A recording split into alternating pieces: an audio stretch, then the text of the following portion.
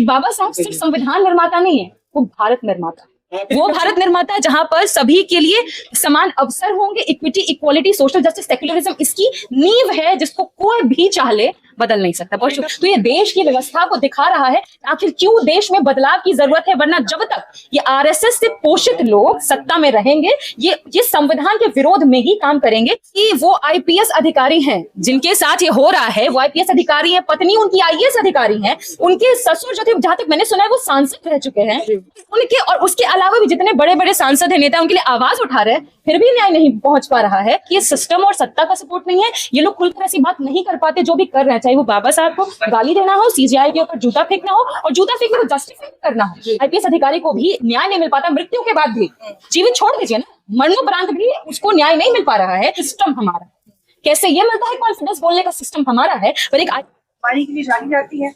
और अभी कुछ दिन पहले भी ये चर्चा में थी क्योंकि उन्होंने बड़े बड़े धुरंधरों के खटके चुना रहे हैं, थोड़े पीछे हो जाए।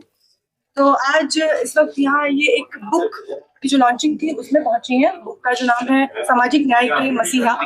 तो सबसे पहले प्रियंका जी वहीं से शुरू करते हैं। किताब आपने पढ़ी, किताब में लालू यादव का भी जिक्र है, साजी तेजस्वी जी का भी जिक्र है, उस पर भी आपने बात की।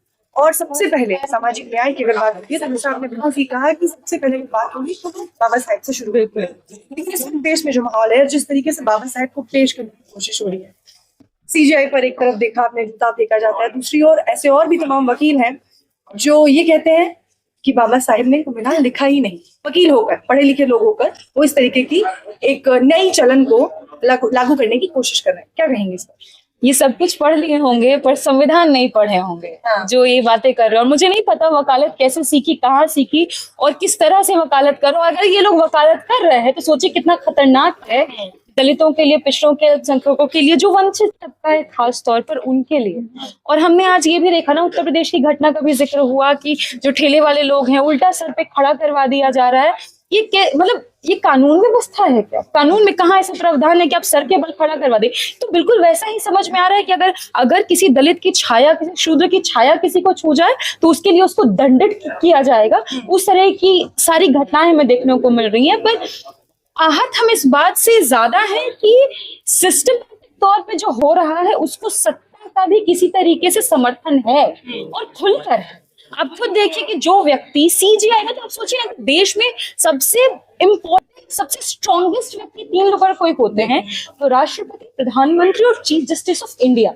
चीफ जस्टिस ऑफ इंडिया पहली बार मतलब दलित समुदाय के जो व्यक्ति आ रहे हैं, इतना दुख हो रहा है आपको कि वो व्यक्ति वहां पहुंच गए और वो तर्कशील बातें कर रहे हैं। इतना दुख हो रहा है आपको। तो मुझे लगता है कि जब तक ये सिस्टम और सत्ता का सपोर्ट नहीं है, ये लोग खुलकर ऐसी बात नहीं कर पाते जो भी कर रहे हैं, चाहे वो बाबा साहब को गाली देना हो, सीजीआई के ऊपर जूता फेंकना हो, और जूता फेंकने को जस्टिफाई करना हो। कभी ऐसा नहीं हुआ। बहुत सारे ऐसे मसले हुए हैं देश में जिसमें हमारे खिलाफ मतलब कई बार ऐसा लगा कि ये दलितों पर प्रहार है, पिछड़ों के अधिकारों पर प्रहार है। पर कभी आपने देखा कि कोई पछड़ा या तो पिछड़ा, दलित, पासमानदा कोई जूता चलाया?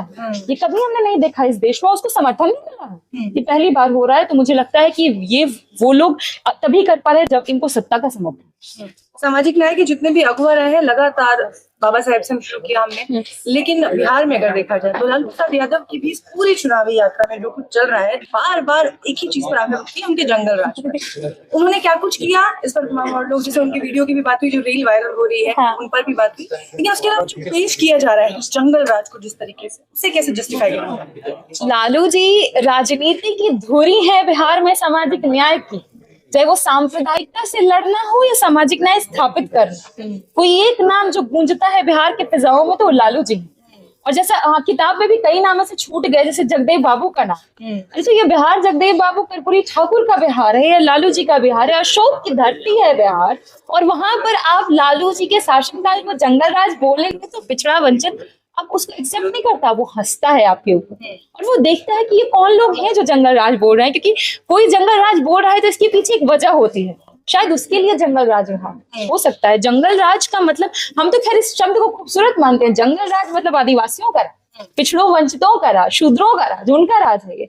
और लालू जी ने सिर्फ कहते हैं ना कि सिर्फ पॉलिसी से बदलाव, सिर्फ कहा नहीं, पॉलिसी से बदलाव किया है। चाहे वो पीरियड लीव देना हो, दलित पिछड़े अति पिछड़े छात्रों को, अल्पसंख्यक छात्रों को स्कॉलरशिप 1 रुपए डेली स्कूल देना हो। आखिर ऐसा कैसे हुआ कि जो बच्चे स्कूल छोड़ के स्कूल ड्रॉप आउट हो जाते थे वो लालू जी के समय में घट करके 11% पे आ गए, पर आज वो 41% है बिहार में।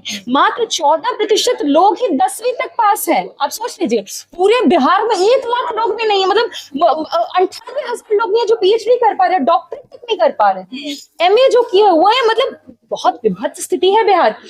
और वो थोड़ा क्या मैं कहूंगी कि एक शिफ्ट हमने देखा लालू जी के शासनकाल में। कई वीडियो, जैसा आपने बताया अभी, कई वीडियोस ऐसे हैं जो पुराने वीडियोस आप देखेंगे तो ऐसा होता था, चप्पल खोले और खोल करके चप्पल हाथ में लेके जा रहे हैं। पर लालू जी का शासनकाल आया और वो बदलाव, वो चप्पल पहन करके जा रहे हैं। तो ये सारी चीजें हैं। और बिहार में जब भी आप जंगल राज जो भी बोलेगा, लोग हंसते हैं, मुस्कुराते हैं, कहते हैं हाँ वो राज हमारे लिए स्वर्णिम राज। लेकिन जो कानूनी शिकंजा कसने की कोशिश की जा रही है, IRCTC वाला मामला में हम देख रहे हैं कि पूरे परिवार को नापने की कोशिश की जा रही है। 14 और लोग हैं जिनको उसमें शामिल किया गया है। इससे कैसे निपटेंगे? उसके अलावा वोट चोरी का जो आप लोगों ने लगातार मुहिम छेड़ी हुई है, उसको लेकर क्या? टाइमिंग बहुत इंटरेस्टिंग नहीं लगी आपको? बिहार में चुनाव डिक्लेयर होते हैं यहाँ कोर्ट की, तब बुलावा आ जाता है। और वही मुझे याद है 18 सितंबर को अमित शाह भी बिहार आए थे, बेगूसराय में आके बोले कि हम तेजस्वी यादव को चुनाव लड़ने लायक ही नहीं छोड़ेंगे, वहां बोला था। और फिर एक और इंटरेस्टिंग डेट पड़ती है, 11 तारीख को सेकेंड फेज की वोटिंग होनी है, 10 नवंबर को ही डेट पड़ा है, अगला डेट। पर मुझे जहां तक लगता है ये कि जितना ये परेशान करेंगे उतना बिहार की जनता एकजुट होगी, क्योंकि जितना परेशान करेंगे राजनीति उतनी तेज रफ्तार पकड़ेगी। और रियलिटी में ये होगा कि लोगों को समझ में आ रहा है ये वेंडेटा पॉलिटिक्स है और इनको पता है कि बुरी तरह हारने जा रहा है, तो परेशान करो। सोचिए, मैंने वही कहा भी लोकार्पण के पहले कि ऐसा कैसे होता है कि 13 साल 14 साल के तेजस्वी जी है, उनके ऊपर करोड़ों का बोलते हैं गबन कर लिया, तब तो ये भी आश्चर्यजनक नहीं रहेगा कि उनको 2-3 साल की बेटी और उनके 6-7 महीने के बच्चे के ऊपर में आरोप डाल दिया जाए ये अडबो खा गया। कोई हमें इसमें कोई हैरानी नहीं होगी। पर बात तय है कि तेजस्वी जी ने जो लकीर खींची है बहुत लंबी है। दवाई, कमाई, पढ़ाई, लिखाई, सिंचाई, कार्रवाई और हर घर सरकारी नौकरी, जिससे परेशान है। कहा मोदी जी अमित शाह जी बिहार आकर के घुसपैठिया के ऊपर में राजनीति का ध्रुवीकरण करना चाहते हैं, और कहा तेजस्वी जी तटस्थ कह रहे हैं हम तो हर घर नौकरी देंगे, जो करना है कर लो।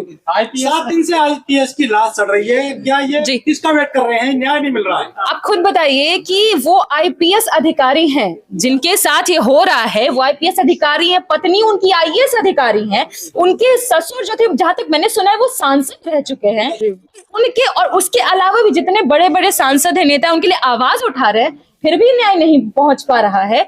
तो ये तो दिखाता है सिस्टमैटिक फेलियर कि सिस्टम अभी भी इनके हाथों में। लोग तो कह ही रहा है ना, इनका जितना भी राइट विंग का ट्रोलर्स है वो तो बोल रहा है सिस्टम हमारा। कैसे ये मिलता है कॉन्फिडेंस बोलने का सिस्टम हमारा है, पर एक IPS अधिकारी को भी न्याय नहीं मिल पाता, मृत्यु के बाद भी।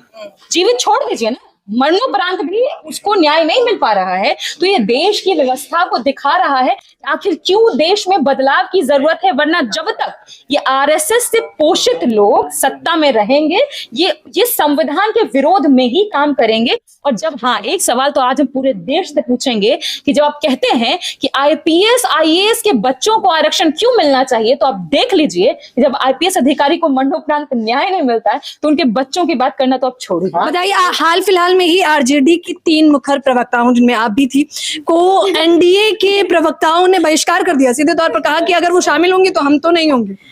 देखिए, ये कोई नई बात तो थी नहीं। I mean, महिलाएं हैं, खासतौर पर अगल बगल 2 महिलाओं को देख करके मैं बहुत खुश हूँ। 2-3 महिलाएं महिला पत्रकार यहाँ है कम से कम, जो लोग तालिबानियों को भी वॉशिंग मशीन में धो करके परोस रहे हैं, साफ सुथरा करके, वैसा कुछ यहाँ नहीं है, महिलाएं हैं। और दूसरा कि हाँ, जब हमें बोला गया कि आपको नहीं आना है या आपको हम नहीं सुनना चाहते, आपको हम नहीं बोलने देंगे, तो मीडिया का भी चरित्र दिखाता है ना, जो so called main stream media है, जिसको हम खुद मनी स्ट्रीम मानते हैं, वो मेन स्ट्रीम मीडिया मतलब उनके कहने के हिसाब से काम करते, तो खुल के हो गया ना। पहले लोग आरोप लगाते थे कि भाजपा के लिए काम करते हैं, अब तो भाजपा के कहने पे काम करते हैं, कैसे क्या करना है, क्या बोलना है, ये सारी चीजें हो रही हैं। तो ये जो बंद किया गया हमारा बोलना, तो महिलाओं का बोलना तो हमेशा से पितृसत्तात्मक समाज खटकता है, खासतौर पर जब वो वंचित तबके की महिलाओं, तब तो और खटकता है, क्योंकि उनको लगता अरे ये तो हमारे आधी उम्र की ऊपर से औरत है और हमारे ऊपर चढ़ के बोल रही है, हमारे ऊपर उंगली उठा रही है, ये कैसे हो सकता है? तो ये उनको अनपढ़ हो रहा है और इसीलिए तेजस्वी जी ने महिलाओं को आगे किया ताकि जिनकी आवाज मेन स्ट्रीम में नहीं पहुंच पा रही उनके थ्रू उस समाज का भी प्रतिनिधित्व हो जिनको प्रतिनिधित्व नहीं मिला। लेकिन आज हरियाणा में फिर एक एएसआई ने गोली मारकर हत्या कर ली और बड़े गंभीर आरोप लगाए। पूरन कुमार पर उसने आरोप लगाए हैं। देखिए इस घटना के बारे में तो मैंने अभी नहीं देखा है क्या हुआ है अभी। अच्छा, इसीलिए शायद मैंने पढ़ा भी नहीं, मैं तो यही थी। ये सिस्टम का फेलियर बताता है। देखिए कोई भी घटना हो, चाहे वो हरिओम वाल्मीकि जी की घटना हो, सीजेआई की घटना हो या फिर संत यादव, आपको नाम याद ही होगा, मूत्र छिड़क कर शुद्धिकरण की घटना हो, सबके नाम में आप देखिए ना, नाम में संत है, हरिओम जी के नाम में हरिओम है, हमारे जस्टिस गवई जी के नाम पे भी जहां तक मैं जानती हूँ रामकृष्ण है जुड़ा हुआ। तो ये तो भगवान के नाम भी हैं, फिर भी आप उनका सम्मान नहीं कर पा रहे हैं क्योंकि उपनाम आपके लिए ज्यादा इंपॉर्टेंट हो जाता है। तब तो ये देश की सच्चाई है और इसी सच्चाई को बदलने वाले लोग का नाम लालू प्रसाद यादव है। कांशीराम जी, मायावती जी, जगदेव जी, कर्पूरी ठाकुर जी, लोहिया जी और तमाम से लोग, फूले फातिमा दंपति, बाबा साहब। तो हमेशा इतिहास बदलने की कोशिश की जाएगी, नकारात्मक छवि प्रस्तुत करने की कोशिश की जाएगी, पर हमको लगता है कि आप जितना उनको नकारात्मक लाइट में दिखाइएगा, वंचित का उतना उसको पॉजिटिव। बाबा साहेब को नीच कहकर बुला सकता है कोई, यानी शिक्षा वकील है, बाबा साहेब को नीच कहकर बुला रहा है, कह रहे हैं कि अंग्रेजों के समय में इन्होंने अंग्रेजों की जासूसी की, जब वो बाबा साहेब को एजेंट है, अंग्रेजों के एजेंट थे वो। एजेंट्स मुझे लगता है वही लोग कहेंगे जो जिनका खुद का रवैया उस तरह का रहा होगा मे बी, पर बाबा साहब के बारे में ऐसी बातें बोलना और बोलकर बच भी जाना और खुला घूमना, और मीडिया उनको स्पेस भी देती है, उनको जस्टिफाई करने का, खुद के बारे में बताने का मौका भी देती है। शेर कहा जा रहा है सबको, इनफैक्ट जो जूता चलाए उसको भी जहां तक मैं देख रही हूँ शेर कहा जा रहा है। तो आप इतिहास बदलने की कितनी भी कोशिश करिए, परिवर्तित नहीं होगा। अब तो ये पत्थर की लकीर है कि बाबा साहब सिर्फ संविधान निर्माता नहीं है, वो भारत निर्माता, वो भारत निर्माता जहां पर सभी के लिए समान अवसर होंगे, equity, equality, social justice, secularism इसकी नींव है जिसको कोई भी चाह ले बदल नहीं सकता। बहुत शुक्रिया। मध्य प्रदेश के दामन में ब्राह्मण के पैर धोकर किए हुए हैं। मैंने देखा पुरुषोत्तम कुशवाहा, देखिए पुरुषोत्तम कुशवाहा उनका नाम है, तो देख लीजिए ना, चाहे वो दलित हो, पिछड़े हो, अति पिछड़े हो, आदिवासी के शर्त पर मध्य प्रदेश में पेशाब किया गया था, मुझे वो विजुअल्स आज भी याद है। तो ये सारी परिस्थितियों में तब तक बदलाव नहीं होगा और बदलाव तब तक नहीं होगा जब तक इनको उस तरीके से दंडित नहीं किया जाएगा। पर दंड देंगे कौन, जब वो चाहते ही नहीं है दंड देना, वो तो सिर्फ प्राइज देना चाहते हैं, शेर की उपाधि देना चाहते हैं। तो मुझे लगता है मुश्किल है, लेकिन हाँ, जब समाज एकजुट होता है ना तो बड़े बड़े सुरमा निकल जाते हैं। बहुत शुक्रिया।